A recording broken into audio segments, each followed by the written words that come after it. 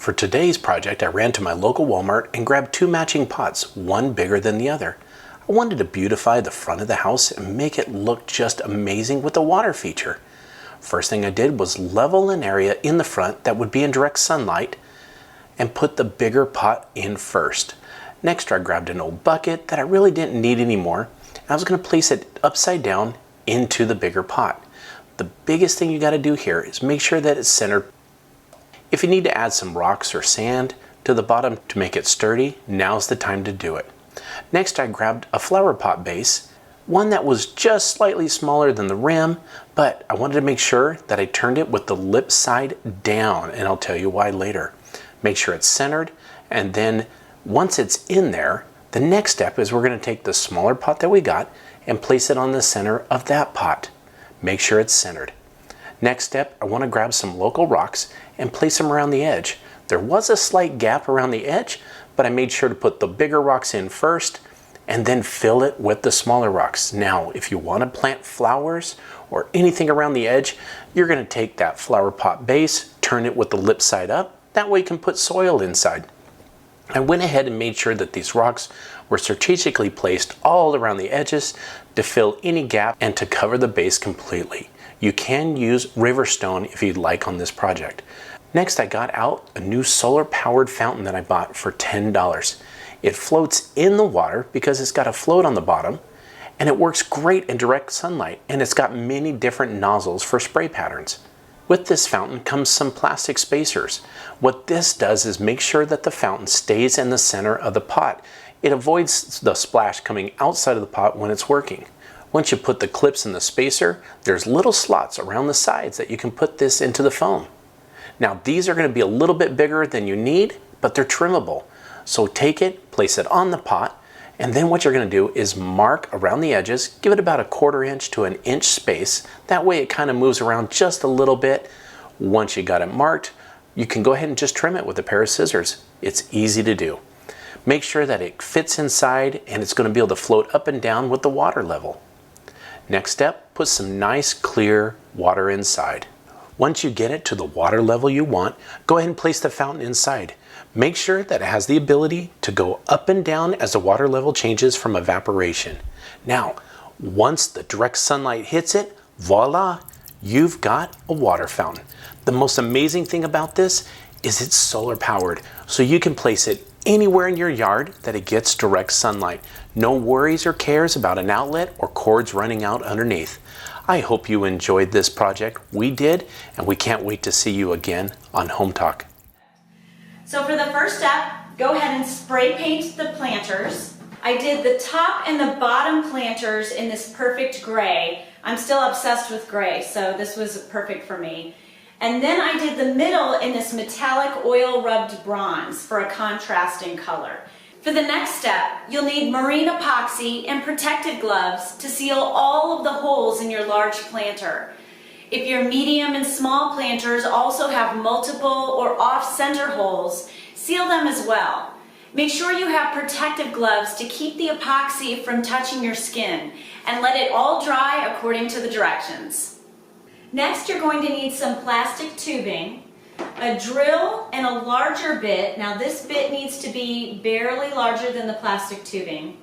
You're also going to need a smaller bit, and then possibly measuring tape. So what you're going to do with the larger bit is to drill holes in the small and medium planter only and put those dead center. Now my planters and saucers all have little indicator spots that shows where the exact middle is. But if you don't, use that measuring tape to find the exact middle before you do any drilling. So small and medium will have these holes. All of the saucers will have these holes. The largest saucer should have the hole in the middle as well as smaller drainage holes all over the surface. So use the smaller drill bit to make these smaller holes. Next, we need a fountain pump. The pump needs to be rated higher than your total fountain height. So for example, when we get the fountain all assembled, it'll be about 4 feet tall. This pump is rated for between 3 and 5 feet tall, so that'll be absolutely perfect for what we need. You'll also need some nozzles for the top. Now I got a couple because I wanted to be able to change them out as I changed out the custom piece on top. So next you're going to take your plastic tubing and put it on the top of your fountain pump. Now if the plastic tubing is a little too tight, you can take a hair dryer, heat this end of the tubing, it will make it really pliable, and then you can work it onto the top of the pump. Okay, place the pump at the bottom of your planter. Please don't forget to ask any questions as we go. Type them in the comments section and I can answer them for you right away. Then feed the tubing up through the hole in the large saucer and place that saucer on top. I'm going to assemble the fountain here so we don't have to film outside, but I'd recommend assembling it where you plan on having it long term. Make sure the location is within reach of an outlet or use the proper outdoor rated extension cords. We want to ensure we operate the fountain safely. Continue feeding the tubing through the medium planter and place that on the middle of the large saucer. If any of you are cringing about the power cord coming up and out of the top of that bottom planter, it will be hidden with the additional levels. I hate drilling power cord holes because they always seem to leak, no matter what I do to plug them up. So if I can hide the cord instead of drill, I will. Next, add the medium saucer. Make sure all of the saucers are sitting level in the planters when you assemble. And because these saucers are sturdy and strong, they can hold the weight of the planters above, so I don't need anything underneath for support. However, if you do find that you need a little extra support in your fountain, you can use an upside-down bucket or bricks. Then the small planter. And finally, the small saucer. See how you don't even see the power cord anymore? Why drill a hole if you don't have to? Now comes the fun part. How do you want to customize your fountain? Do you want it to reflect your home decor? Do you like to change things up with every holiday season? Or do you have a hobby that you are totally obsessed about?